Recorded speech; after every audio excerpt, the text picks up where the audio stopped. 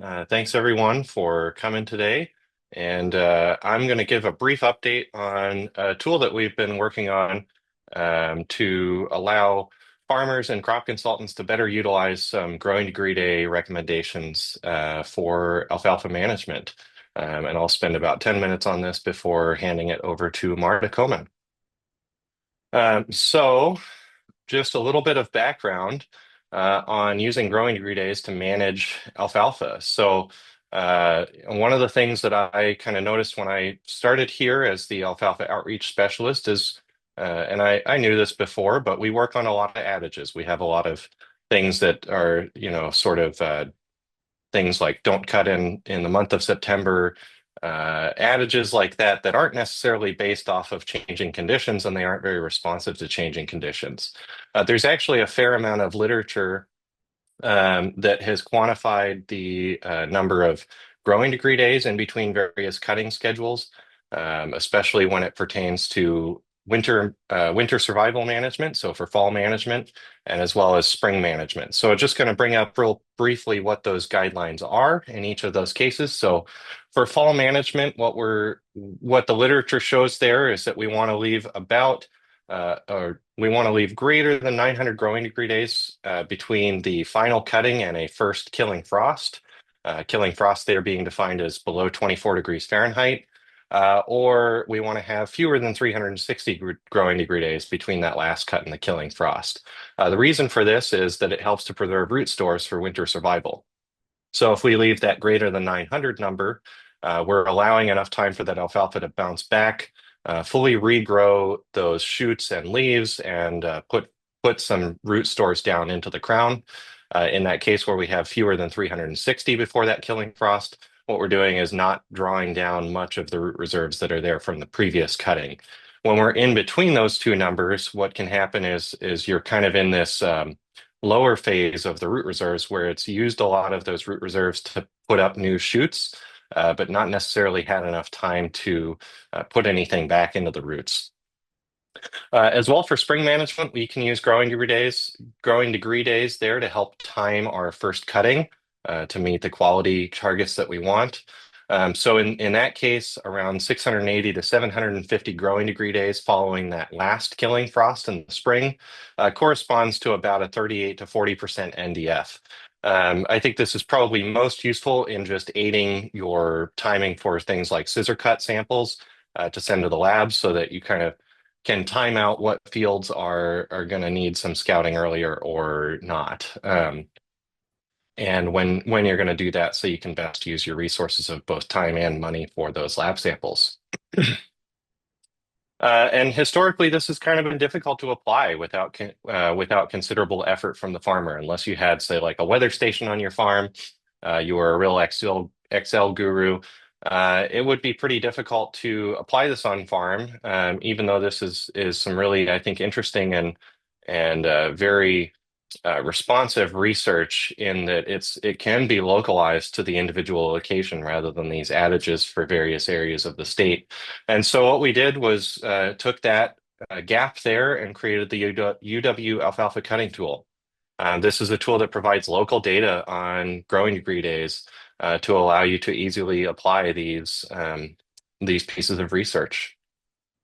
So with that, I'll show this tool that we have. So this is a web page. This is a screenshot of the web page that you would go to.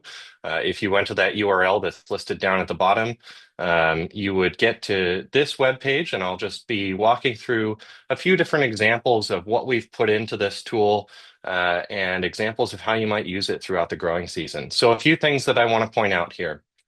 First of all, I have here pictured the state of Wisconsin, obviously, but we do actually cover the whole upper Midwest with this tool. We have Michigan, Minnesota, Iowa, Illinois, Indiana, and little bits of North and South Dakota as well. So folks outside of the state can benefit from this as well. And if we go up here, what I'm going to talk about today is kind of the two bread and butter tabs here that we've got. So you've got growth projection and season planning. And in both of these cases, what you're going to do when you get to the website is you're either going to select your location on the map here, or if you scroll down just a little bit, there's a place where you can enter in a city location or coordinates and pull that up that way. And once you've entered that location on the map, you're going to go into one of these two tabs. We have growth projection for a single cut growing degree day projection. We also have full season planning. And so I'm going to pull up a few examples of how you might use this throughout the season. So first, let's talk about fall cutting management. So in this case, we're going to be sort of pretending that we're in the midsummer time, and we're trying to make a decision on what our best management practices are going to be going into the fall for our area. So let's say that this here happened to be Madison. I pulled these in the middle of September, but you could have done this earlier in the year. And what you can see here on the graph, just to explain real quick, is we've got this green line that's going up. That's the accumulated growing degree days since a cutting. In this case, I set a cutting date of September 5th. And you can see that green line is the accumulated growing degree days. This purple line is the cumulative probability of a killing frost on or before that date. So how you would interpret that is a value of 50% here, like on October 31st, means that in half of the years you had a killing frost on or before that date, and half of the years you didn't. So this purple line here is sort of like your risk threshold. If you're very risk averse, you might want to be paying attention to the dates that are down here in this 10% area. If you're maybe a little less risk averse, you could look at this 50% chance of a killing frost. And regardless of that, what you're going to do is look at wherever that date is that you are setting as kind of your risk date, and go follow that line up until you hit the green line, and you're going to see where you've accumulated how many growing degree days by that point.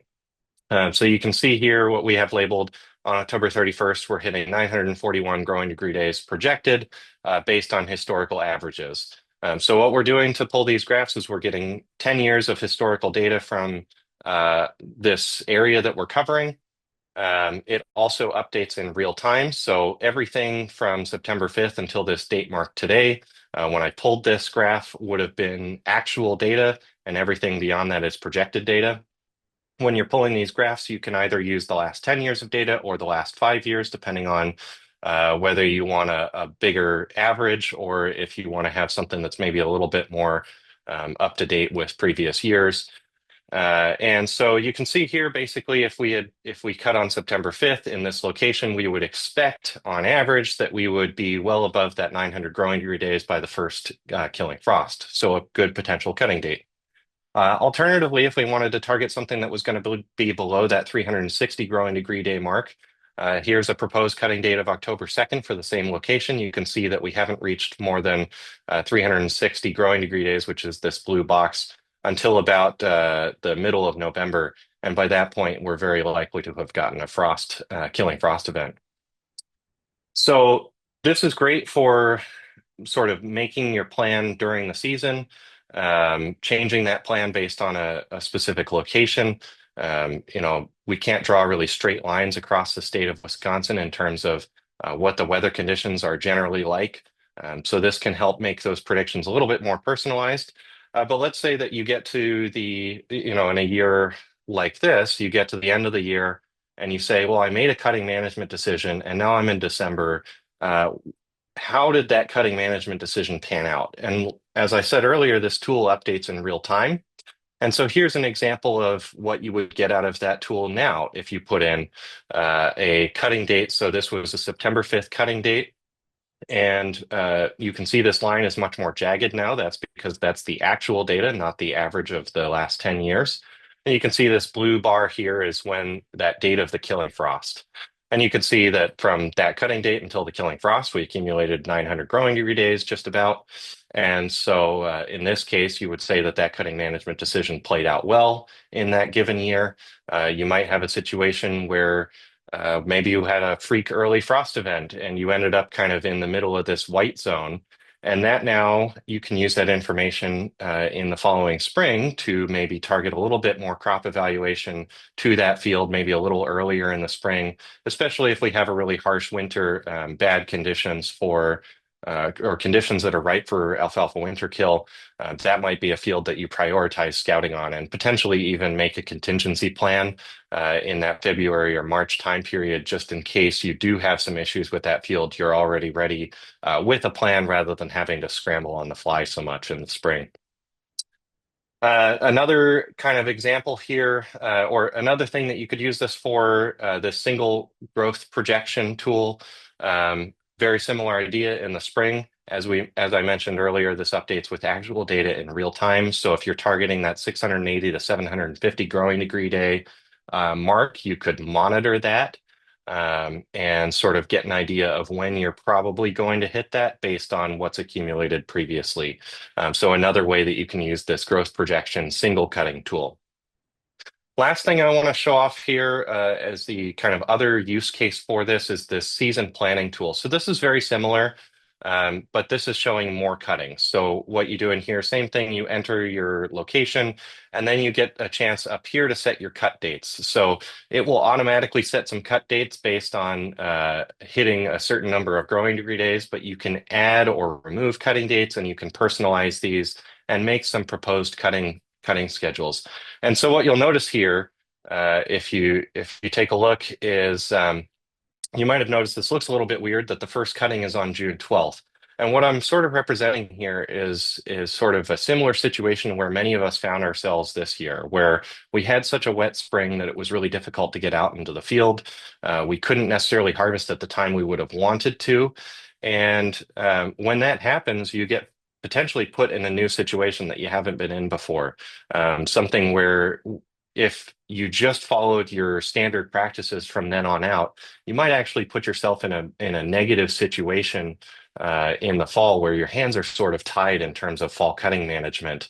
And so using this sort of season planning tool, what we can do there is when things happen like this in the spring or at any point, we can look forward and make projections based off of that actual cutting and come up with a plan for the rest of the season to accommodate for that. So in this case, because we had that late cutting date, we shortened the cutting interval on each of these subsequent cuttings. That potentially is going to give us a little bit more quality as well.